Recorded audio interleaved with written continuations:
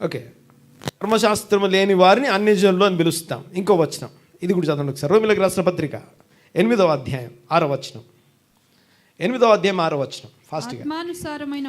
ఆత్మానుసారమైన మనస్సు జీవము సమాధానమై ఉన్నది.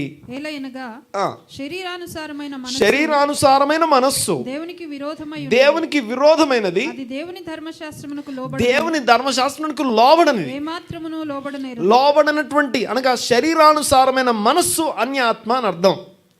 Okay, what is the soul of gentile? Gentile soul అంటే అర్థమైంది. మనలో జెంటైల్ సోల్ ఉందా, లేకపోతే మనం ఎటు నుంచి ఎటు వెళ్ళాలి, ఎటు నుంచి ఎటు తీసుకెళ్లడం కోసం దేవుడు తన యొక్క సర్వశక్తిని వినియోగపరుస్తున్నాడు మనం గ్రహించడం కోసం ఈ మాటలు జ్ఞాపకం చేస్తున్నాను. చూడండి ఒకసారి. మొదటిగా, ధర్మశాస్త్రం లేని వారిని అన్యులు అంటాం. 1. 2, శరీరానుసారమైన మనస్సు కలిగి ఉండి ధర్మశాస్త్రంకు లోబడనరులని మనస్సు కలిగిన వారిని అన్యులు అని పిలుస్తాం.